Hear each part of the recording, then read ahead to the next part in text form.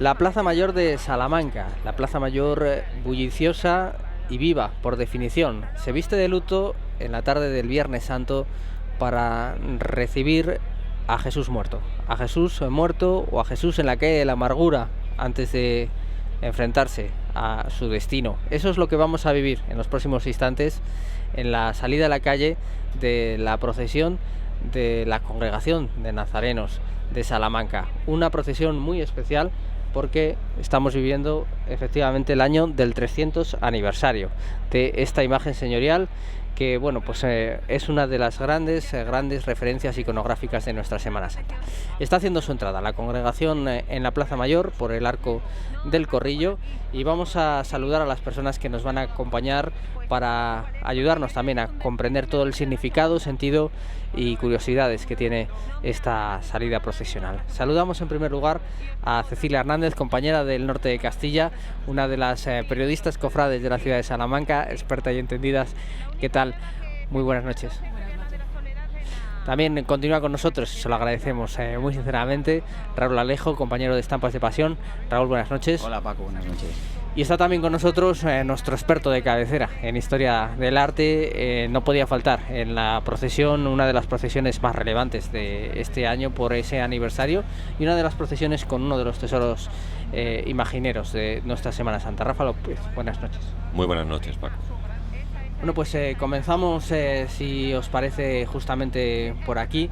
Cecilia, que has estado viviendo hasta hace unos instantes lo que estaba pasando en la calle, es una procesión, ahí tiene un cierto litigio, ¿no?, sobre si es la segunda más antigua de la ciudad o no, sí, con la Soledad, pero bueno, es evidente que es una de las que acumula sobre sí mayor carga de tradición y eso se nota también cuando sale en la calle de San Julián. Sí, se nota y tienen intención de que se note también. Ellos, le echan muchas ganas y le echan mucho interés y este año es el año del 300 aniversario además de la imagen del Nazareno, es un año especial para ellos.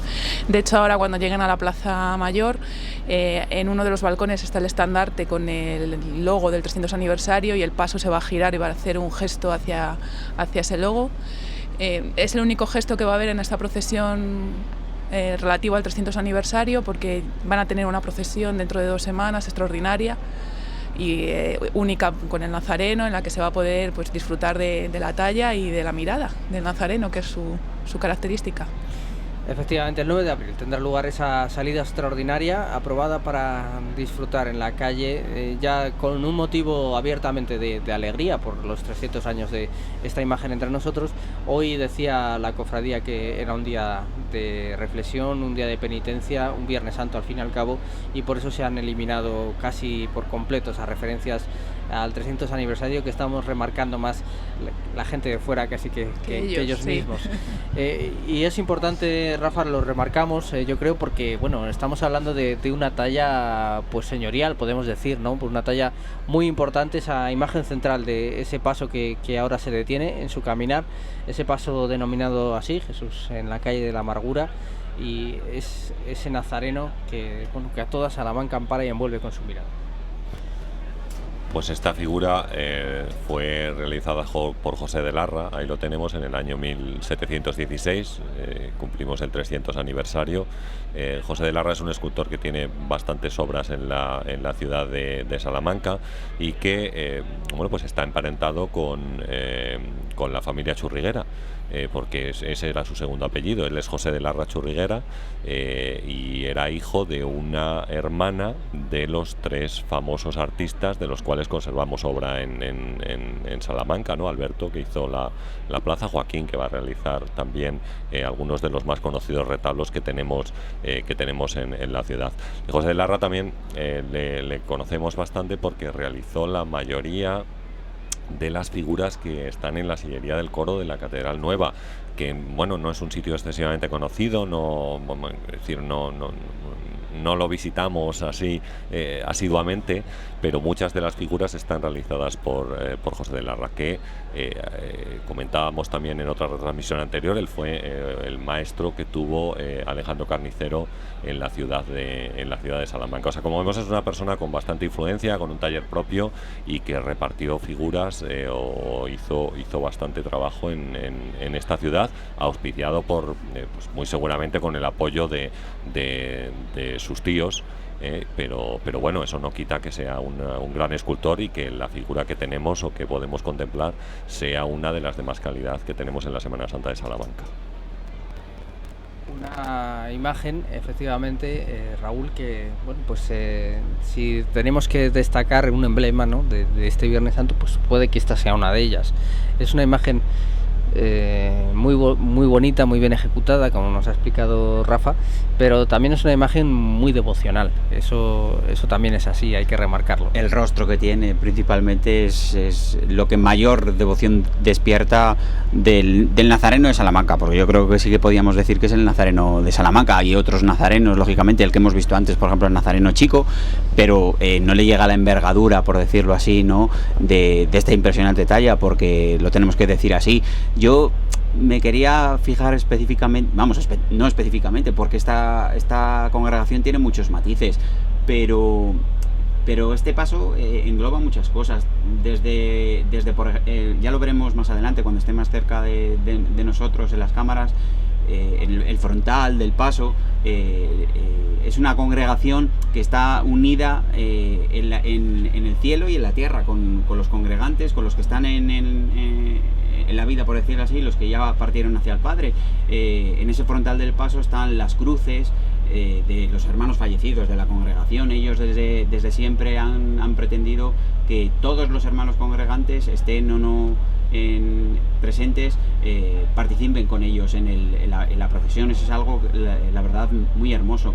Y ahora estamos viendo el hábito, que es el más antiguo de toda la Semana Santa de Salamanca. Es el original de cuando esta congregación se fundó, esta antañona congregación, porque ya tiene muchos años, más de 300 años, y que sirve de mortaja, que también eso hay que decirlo, ¿no?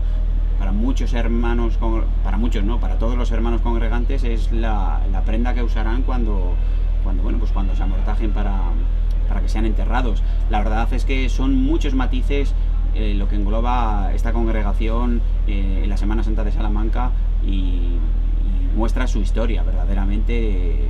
Como decíamos antes, en este 300 aniversario, desde la primera salida en procesión del paso de Jesús de la talla de Jesús Nazareno, pero todo su paso, porque salió la primera vez que salió con 8 figuras, sí, creo que fue así, ¿no?, con 8 figuras, y que luego a raíz de ahí, bueno, pues fueron retirándose alguna de ellas. El otro día nos explicaba precisamente Javier Blázquez cómo esta congregación había tomado de la Veracruz este hábito, que fue uno de los con los que procesionó la Veracruz, que durante siglos pues fue la única cofradía de Salamanca, de hecho la única que tenía privilegio para hacerlo, y precisamente en su seno pues acabó por surgir esta otra congregación que acabó incluso asumiendo como propio ese hábito que explicabas muy bien, Raúl, es hábito y es mortaja, que también es un rasgo que nos habla de otros tiempos. Y bueno, pues incluso tuvo que litigar abiertamente para que se le permitiera poder salir en procesión en Salamanca, porque ese era un privilegio que ostentaba en solitario la Veracruz. Así que estamos hablando, Cecilia, de una cofradía de mucha historia, y este año la prensa salmantina habéis hecho un trabajo especial por remarcarlo. Se han recordado vivencias, se ha recordado por ejemplo el peligro que sufría esta talla durante la Guerra de la Independencia, también que ha pasado por varios sitios. En fin, estamos hablando de historia viva de la Semana Santa. De hecho, creo que salió para celebrar el final de la Guerra Civil. En la ciudad hubo un desfile extraordinario para celebrar aquello. Sí, también ya, como decía antes, desde la hermandad, desde la congregación se ha potenciado mucho con presentaciones. Han presentado un libro, un cupón de la 11 que se dedicó, ahí estamos viendo una levantada y ya siguen adelante, un cupón de la 11, se ha intentado dar realce al 300 aniversario, que es una fecha indudablemente muy importante para ellos y para la Semana Santa de Salamanca, porque esta talla y la historia de la congregación le aporta valor y le aporta entidad a todo el conjunto. Curiosamente, uno de los sitios donde estuvo, según se nos señalaba en la revista oficial de la Semana Santa Salmantina, la revista Christus, que coordina la periodista Eva Cañas. Desde aquí nuestro saludo y reconocimiento. Pues un artículo ahí se habla de la presencia en varios de los templos de Salamanca de esta imagen, entre ellos del desaparecido de San Adrián, que estaba en lo que hoy es la plaza de Colón. No sé qué podríamos decir, Rafa, de esta imagen así configurada mientras la vemos avanzar. Desde luego llama la atención en primer lugar su disposición, que es barroca y armónica a la vez, y también la calidad de los detalles. Pues sí, precisamente, mira, me estaba fijando en la Virgen. Antes hablábamos del resto de las esculturas, pero la Virgen, por ejemplo, no fue tallada por José de Larra, sino que la hizo Antonio Hernández en una fecha posterior, en el año 1797. Bueno, y compone, como vemos, un paso de misterio, con una figura de vestir. Pero José de Larra, y como es tradicional en la escultura castellana, se tallaba todo el cuerpo. Es decir, aquí sobre todo en la zona norte del país tallaban todo el cuerpo, aunque ponían especial énfasis pues en ciertas partes, ¿no? Pero la cara del Cristo, bueno, ahí lo vemos, ¿no? Como una figura que también se repite en otras figuras de la Semana Santa salmantina, una figura que bueno, pues está caminando hacia su destino final, ¿no? Que en este caso es el de la muerte en la cruz. O sea, no lo vemos con una figura terriblemente agotada, dolorida, sino que simplemente tiene la mirada como perdida y va caminando hacia su destino. Lo mismo que las manos, que sí me gustaría destacarlo. Las manos de la figura pues son muy expresivas también, ¿no? La forma que tiene tan delicada de agarrar o intentar agarrar la cruz, ahí lo vemos, como con esta posición donde juntan los dos dedos centrales y separan los dos dedos laterales, que es muy propia y que podemos observar en multitud de cuadros o de escenas, y quiero pensar como algo que podemos tener todos en mente, el caballero de la mano en el pecho del Greco, pero que van a repetir otros muchos artistas a lo largo del barroco, como Velázquez, que también lo utilizaba en muchos de sus cuadros. Y bueno, pues estamos en el siglo XVIII y José de Larra es un autor barroco y lo repite. No tiene ningún significado especial, simplemente es una posición muy elegante que viene de Italia, en los principios del Renacimiento, y que muchos artistas en España van a utilizarla. Hemos visto, Raúl, esa mirada, ¿no? Que ese icono que decíamos, hay veces que prende un detalle de una de las imágenes o de los conjuntos. Sin duda, si hay algo que se ha versado, que se ha llevado a versos, que se ha llevado a letras, que se ha llevado a sentimientos y reflexiones muy hondas de grandes creadores también de la palabra en Salamanca y fuera de Salamanca, sobre esta imagen, es esa mirada. Es la mirada del Nazareno de San Julián, que decíamos antes que siempre poníamos apodos a imágenes que estaban metidas en la historia de la Semana Santa. Bueno, pues nosotros decimos que es el Nazareno de San Julián. Con decir que es el Nazareno de San Julián ya sabemos todo el mundo que nos referimos a la imagen de nuestro Padre Jesús Nazareno, de la congregación del mismo nombre. Yo ahora me acuerdo en la presentación del libro conmemorativo de este 300 aniversario, una cosa muy curiosa que me llamó mucho la atención, era tal como los congregantes de aquel entonces se tomaban tan en serio pues la creación de la congregación y a esta imagen, a la imagen de nuestro Padre Jesús Nazareno, que cuando el cambio de la cruz que lleva el Señor, el Jesús Nazareno, era tan importante y lo querían hacer tan bien que incluso llegaron a contactar con Roma para ver si verdaderamente cómo les dejaban que fuera la cruz, si tenía que ser de una forma, si tenía que ser de otra, si tenía que ser más grande, si tenía que ser cuadrada, redonda. Es decir, que ellos se tomaban en tal empeño, ponían que este proyecto, es decir, que la congregación saliera adelante y que nuestro Padre Jesús Nazareno tuviera lo mejor, por decirlo así, que muestra verdaderamente cómo se lo tomaron en serio, y que la historia de la congregación está repleta de historias y de anécdotas. Estamos viendo el inicio de eso que comentabas, Cecilia, como va a haber es un acto habitual, ¿no? En el paso por la Plaza Mayor ante los reposteros que están situados en la fachada, pues como las cofradías hacen un pequeño gesto de bueno, pues de reverencia hacia su emblema. Sí, hacia su emblema, que hay, como comentábamos antes, cierta polémica, ¿no?, con el tema de si somos los más antiguos, son los más antiguos, o la Soledad la segunda más antigua. A los periódicos nos ha llegado, pues hace pocos días, cuando hubo la polémica de los reposteros, precisamente una carta, creo que firmada por un congregante, en la que defendía la tesis de que son los segundos más antiguos de la Semana Santa de Salamanca, por delante de la Soledad y por delante del Rescatado. Bueno, pues una de estas polémicas que tenemos aquí, que no nos faltan. No faltan. Bueno, Francisco José Jaspe, que es además miembro de la Congregación del Nazareno, y que de vez en cuando también tiene a bien venirnos a echar una mano en las retransmisiones, sostiene en esa carta a la que alude muy bien Cecilia, pues que la Soledad existía efectivamente antes que la Congregación de Jesús Nazareno, pero no era una cofradía de Semana Santa, era una entidad dedicada a dar auxilio a los condenados a muerte. No tenía nada que ver con la Semana Santa hasta casi finales del siglo XIX. Bueno, esa es su teoría. Nosotros la exponemos aquí para que todo el mundo sepa de qué estamos hablando, porque a veces es verdad que estamos metidos en la burbuja de la Semana Santa y damos por hecho que todo el mundo sabe de qué hablamos, y no siempre es así. Bueno, estamos apreciando, Raúl, los detalles del paso, como decías, mientras vemos las maniobras de este pequeño acto de homenaje a la hermandad, a la congregación en el 300 aniversario. Estábamos viendo las andas.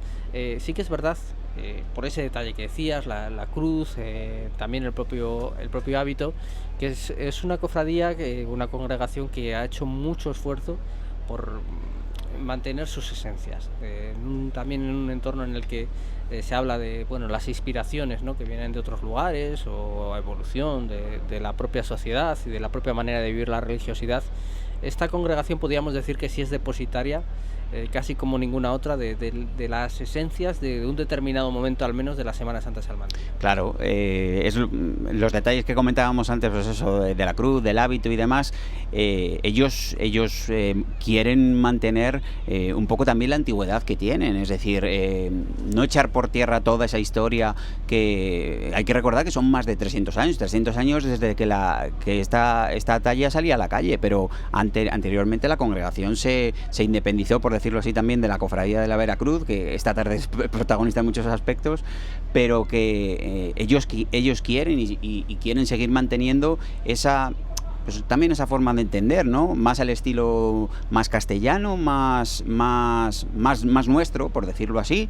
Y también es tan loable esta forma de entender la Semana Santa salmantina en este aspecto, como justamente en el contrario, con nuevas cofradías que a lo mejor piensan o sienten diferente, ¿no? Yo creo que todos los sentimientos y todas las formas de entender la Semana Santa la enriquecen y ayudan a que esto sea más grande, la Semana Santa más importante. La diversidad como gran valor de la Semana Santa, al menos la salmantina, no nos cansamos de repetirlo. Es un planteamiento personal, por supuesto, pero yo creo que es un camino. Bueno, y veíamos, Cecilia, justamente lo que nos comentabas, ese balcón tan lleno de público que pueden ver justo casi en la mitad de la pantalla, por donde está el brazo de la cruz, el travesaño. Pues ahí estamos viendo ese 300 que alude, ese es el logo que se ha hecho para este aniversario.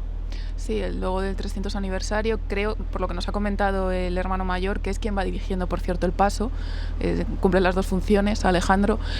Lo que nos ha comentado a la salida de San Julián es que iban a hacer también un pequeño gesto a ese logo, a ese anagrama, en reconocimiento a esos 300 años, que era, como decíamos antes, es el único gesto que va a haber durante la procesión relativa al aniversario, porque ya tendrán, creo que el próximo fin de semana tienen una serie de actos religiosos, y al siguiente tienen la procesión extraordinaria, que creo que va a seguir el recorrido antiguo, el recorrido inicial, va a ir a San Esteban y va, a recrearse un poco en la historia de esta congregación.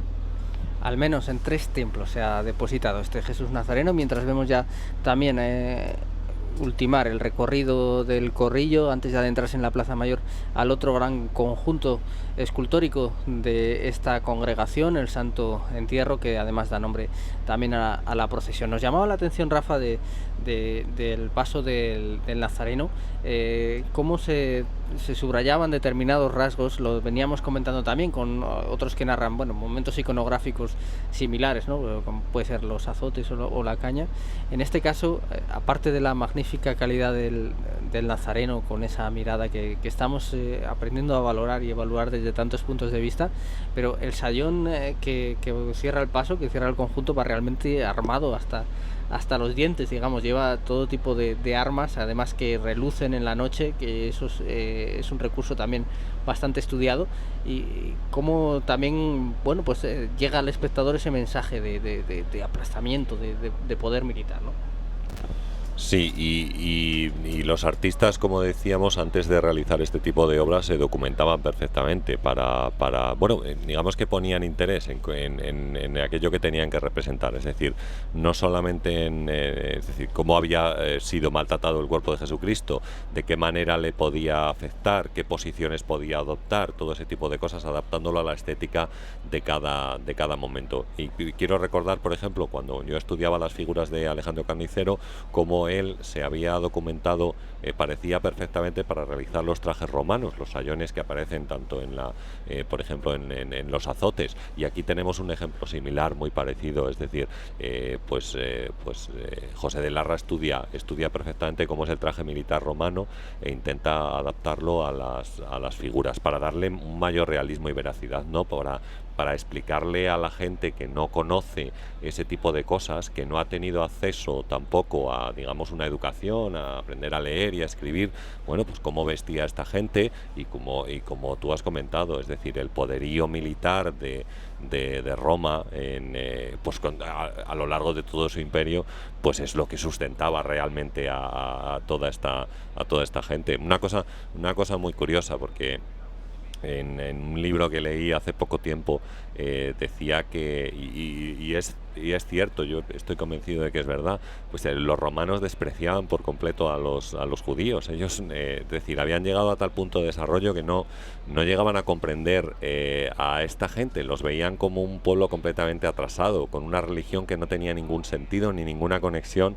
con lo que ellos creían, y que, claro, al ser la potencia mundial de ese momento, pues pensaban que eran lo más, ¿no? que eran lo mejor. Entonces esa creencia de que solamente existía un solo Dios y demás, a ellos les parecía como algo tan arcaico que era algo imposible. Entonces les despreciaban por completo tanto a los judíos, y no llegaban a comprender todos estos problemas que se suscitaban con la religión, que si había llegado el Mesías, que quién era el Mesías, que cómo era posible que esta persona fuera hijo de Dios. Era una cosa que a ellos les desbordaba, ¿no? Entonces, pues yo creo que todo este tipo de cosas también es interesante, reflexionar sobre ellas y verlas en cada uno de los pasos que tenemos aquí, asociando figuras, pues como decimos, esa mirada perdida de Jesucristo, o esos sayones que están cumpliendo con su trabajo y que normalmente asociamos con cierta fealdad o con pues no sé, con una identificación de buenos y malos.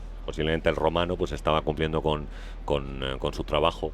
Y bueno, así es un poco como lo representan, pero en otros casos vemos figuras que se ensañan golpeando a Jesucristo, y se les representa con otro tipo de rostros pues mucho más desagradables.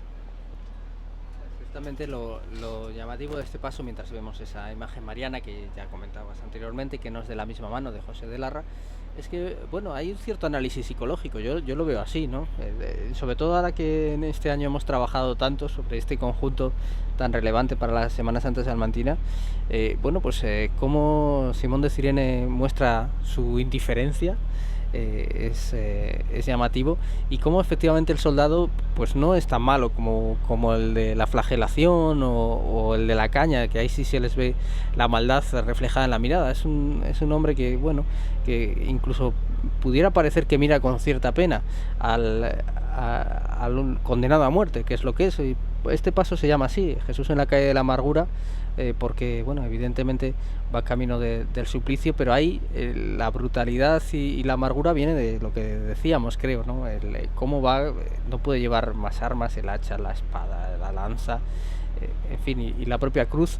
Raúl, que también se ha convertido en el emblema de la congregación. Es curioso la presencia, ¿no?, de algunos añadidos. Estamos muy acostumbrados a ver el hábito con algún cirio fundamentalmente, pero también hay otras cofradías y hermandades que han ido incorporando en determinados momentos pues este emblema. Esta mañana, por ejemplo, en la Dominicana veíamos ese testimonio a la, bueno, no desaparecida, porque nunca desapareció, pero sí, digamos, en estado de vida latente, de Jesús de la Promesa, cómo llevaban también unas crucecitas de madera blanca que se han recuperado ahora en ese contexto de también vuelta al culto a esa imagen, y ellos, en este caso la congregación, lo estamos viendo en la Plaza Mayor, pues como su nazareno lleva la cruz al hombro, también lo acompañan con la cruz al hombro de manera simbólica. Una imitación simbólicamente, exactamente, de cómo sale Jesús Nazareno en el paso,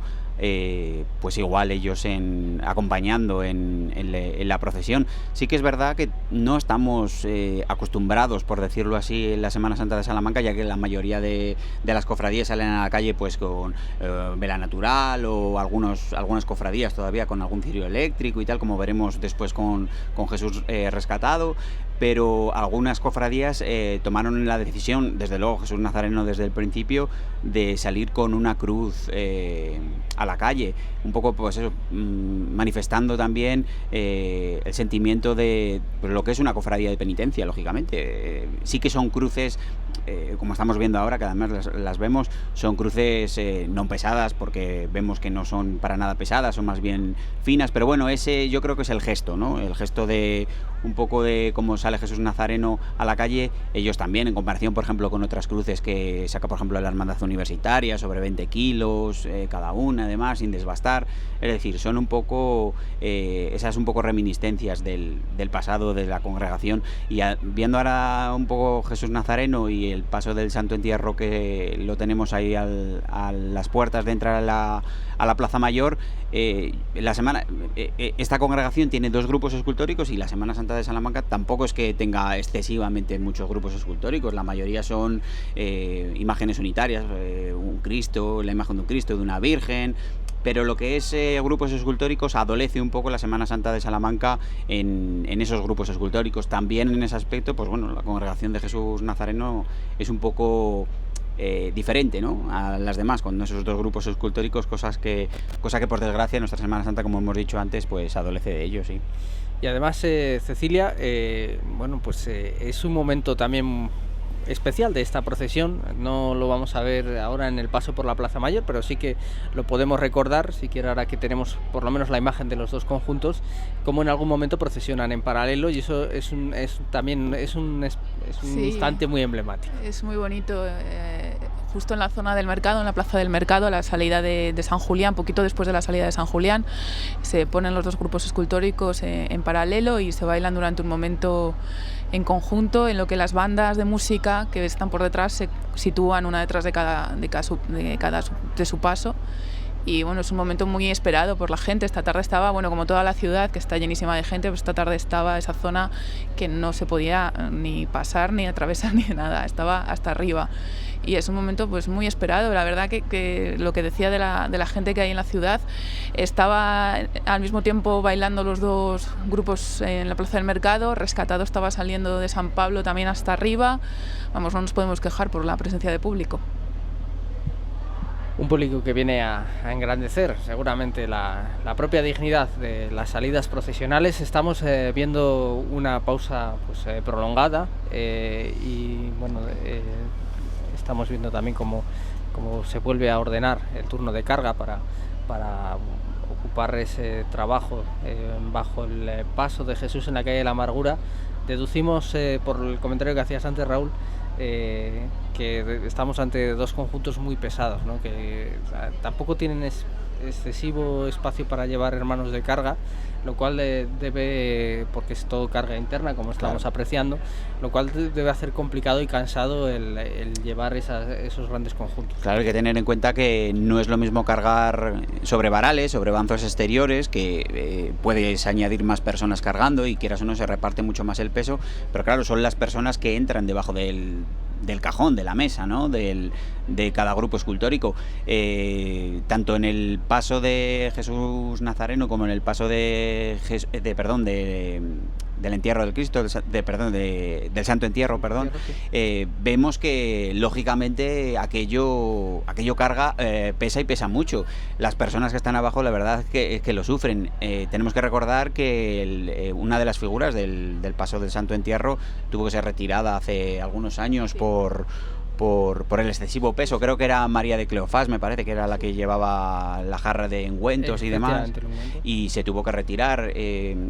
No es que quite valía, por decirlo así, o que reste un poco la estética del paso a la calle, pero bueno, estaría muy bien que de aquí a unos años la congregación se repensase, ¿no? De volver a sacar esa imagen, para más que nada por decir que tenemos ese grupo escultórico en la calle completo, ¿no? Repito que no para nada desmerece esa puesta en escena que la tenemos ahora en la calle, pero bueno, estaría bien que lo intentase recuperar.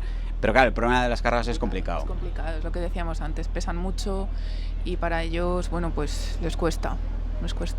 Detrás de Nazareno iban antiguos hermanos de carga, supongo que eran antiguos hermanos de carga por la edad que tenían, pegados a su paso, manteniendo esa fidelidad, pero claro, es complicado porque pesan mucho y esta parada demuestra que vienen cansados.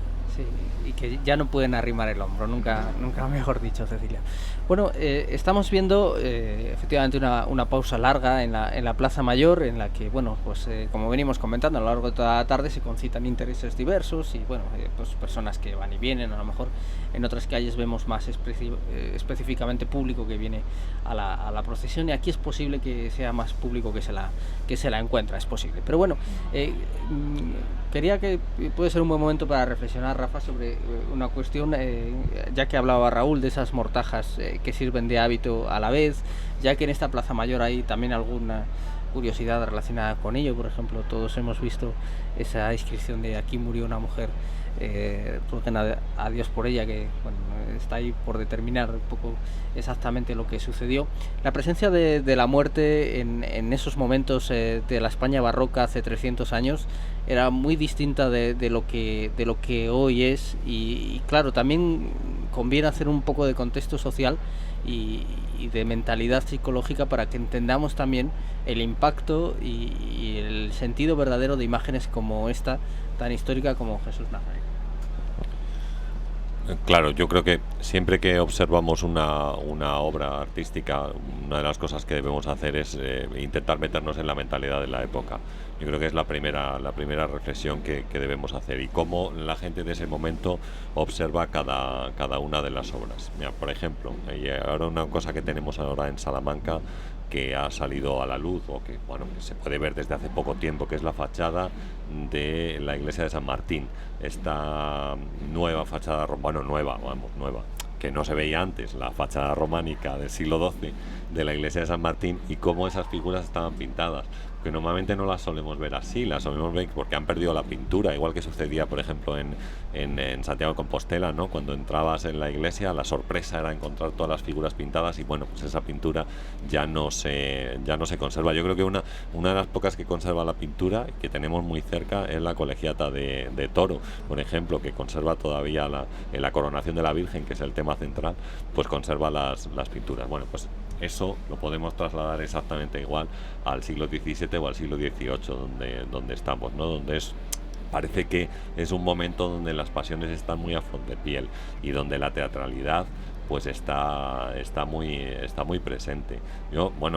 Nosotros, cuando yo trabajaba en el Dados, en el Museo de Arte Contemporáneo, pues dedicamos una exposición al diálogo que podía haber entre el barroco y el neobarroco, y entonces intentábamos llegar a concluir que estábamos viviendo una nueva época barroca ahora mismo por todo ese tema de la teatralidad y todo el tema que tiene que ver sobre todo con el espectáculo, que muchas veces, y esto quiero decirlo, el espectáculo nos desvía de otras cosas que son mucho más importantes. Eso decía Guy Debord, ¿no? Que era un pensador situacionista que, bueno, pues desarrolla su trabajo a finales de los años 60, 70, en los 80, más ligado al cine en su última etapa, pero bueno, él decía que nuestra sociedad iba caminando un poco hacia un espectáculo en el cual no teníamos tiempo libre, sino que enlazábamos un espectáculo con otro y este con otro y este con otro, y eso nos impedía centrarnos en las cosas más importantes que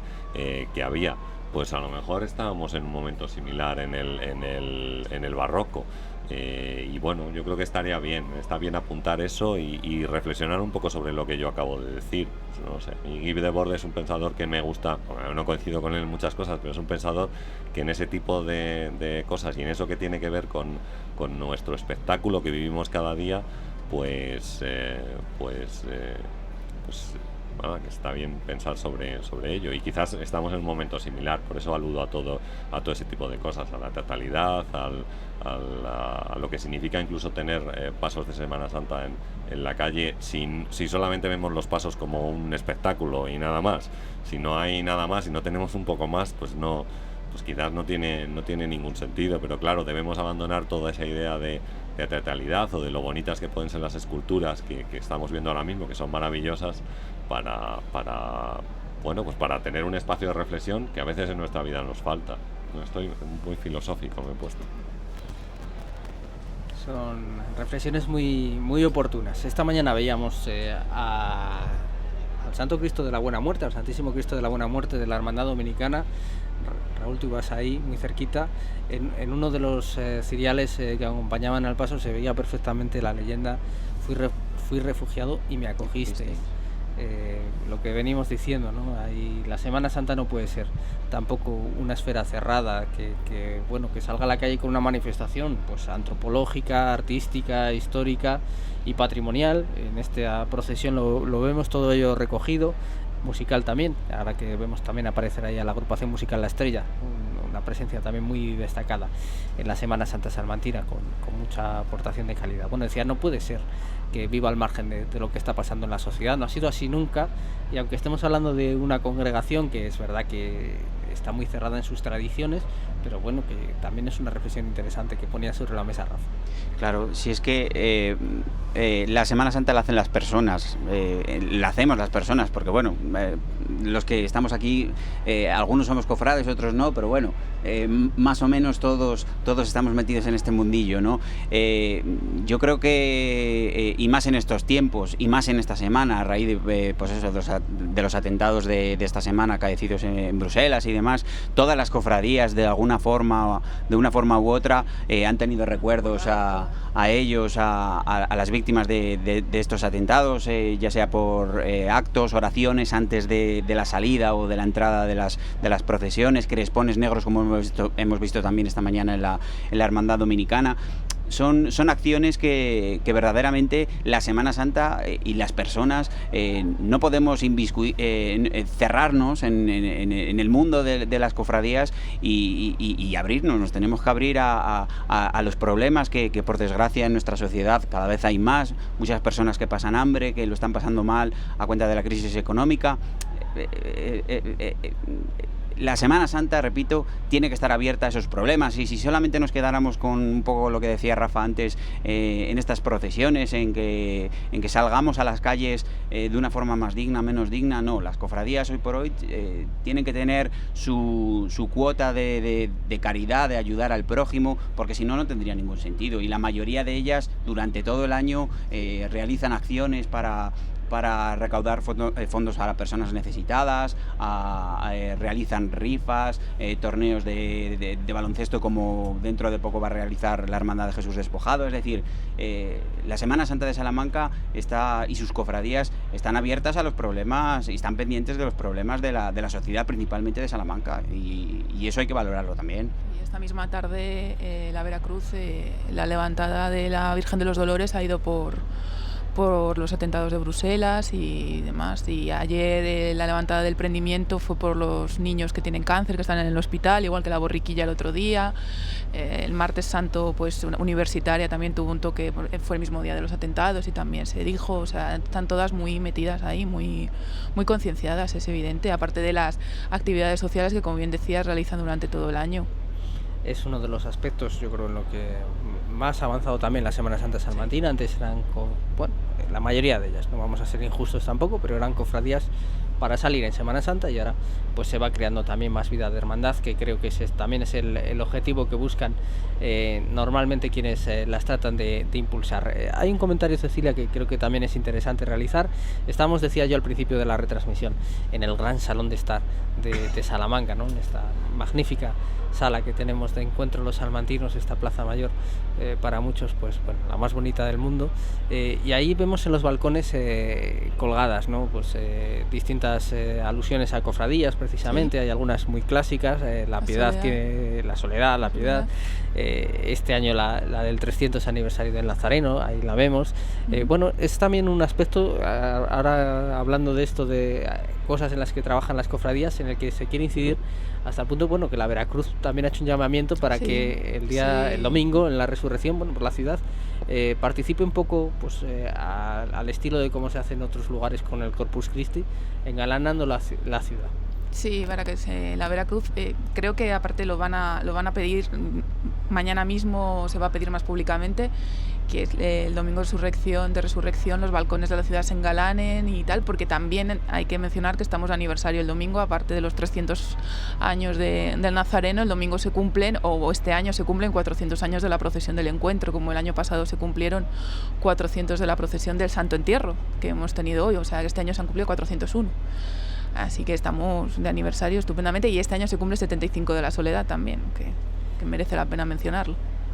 La Soledad, que saldrá a la calle pues a las 12 de la noche, como viene siendo habitual, efectivamente, y desde hace 75 años con la imagen de Mariano Benllour, que es una de las grandes tallas también marianas del siglo XX en la imaginería española. Y hablando de imaginería, pues aquí estamos viendo este particular conjunto escultórico, Rafa, del Santo Entierro. Bueno, por acotar, hay que decir que es obra del bejarano González Macías, que lo veíamos ayer en la procesión de la Seráfica Hermandad también, con ese toque, digamos, que se aparta un poquito de lo que son los cánones de la imaginería procesional castellana o castellana leonesa, o de ese periodo del barroco, que es el que ha marcado, el que ha fijado las pautas. Y González Macías, quizá no tanto como en ese otro conjunto, pero también aporta ese sello dando un toque distinto a las imágenes. Sí, es una escena, el descendimiento del cuerpo de Cristo, pero fíjate, tú comentabas esto y mientras veíamos el conjunto, estaba pensando en un cuadro de comienzos del barroco y pensaba en Caravaggio, que tiene una escena tremenda, brutal, de exactamente igual que la que vemos aquí. Bueno, Caravaggio jugando muchísimo con la luz, como él solía hacer, ¿no? Iluminando el cuadro siempre desde la parte izquierda y dejando el resto oscurecido y destacando sobremanera algunos colores, como por ejemplo el blanco o el rojo, pero claro, la composición de la escena al final es la misma. Por supuesto no estamos en el mismo momento, pero bueno, la iconografía está marcada desde hace tiempo y bueno, son los mismos personajes los que tenemos en este conjunto escultórico y los que aparecen en ese cuadro de Caravaggio. Mira, ahora podemos observar perfectamente la escena de María, ¿no? Acompañada por Juan, que parece ser, se dice según la tradición, pues no se separaron a partir de este momento. Incluso cuando San Juan se traslada a Patmos, donde va a escribir el Apocalipsis y bueno, también el Evangelio, pues María le acompañó y bueno, pues en teoría habría fallecido allí. Esto siempre repito según la tradición, no es algo que esté escrito, no tenemos documentación sobre este tema, pero bueno, tal como le había dicho Jesucristo en la cruz, pues madre e hijo en este caso aparecen en esa actitud, como podemos ver. La Virgen ni siquiera está mirando el cuerpo de Jesús y aparece consolada por Juan, que bueno, como curiosidad siempre tradicionalmente se le representa sin barba por la juventud que que tenía, era el más joven de todos los discípulos y bueno, pues tradicionalmente no tiene barba o se le representa sin barba por esa razón. Yo, al hilo de lo que estabais hablando de Francisco González Macías, yo es una cosa muy curiosa que se nota el autor. Justamente estamos viendo ahora las dos imágenes que sustentan el cuerpo de Cristo, como es José de Arimatea y Nicodemo, cuando estamos viendo que están haciendo ahí unas reverencias. Supongo que estará llegando al balcón del ayuntamiento, ¿no? Más o menos a la fachada del ayuntamiento.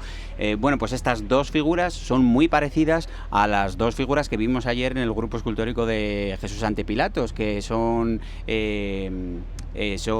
ahora mismo no me acuerdo, no me sale ahora el nombre, Anás y Caifás, que no me sale el nombre, eso es, Anás y Caifás. Se nota el autor porque son prácticamente iguales, es decir, la forma de las barbas, el cabello, prácticamente son iguales. Se nota lo que es el autor y la fecha, porque se llevan muy pocos años los dos grupos escultóricos. Prácticamente se puede decir que son hermanos, ¿no? Más o menos.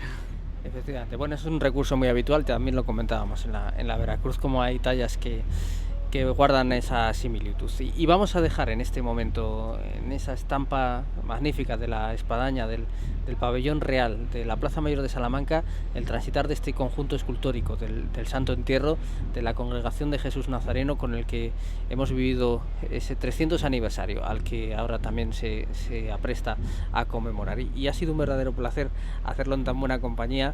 Cecilia, compañera, muchas gracias. Nada, a vosotros, encantada. Raúl, muchísimas gracias, como siempre. Gracias a ti, Paco. Rafa, gracias por la clase. Gracias, Paco. Bueno, pues enseguida ya saben que seguimos viviendo más cosas. No pierdan detalle de la programación especial de esta casa. Gracias.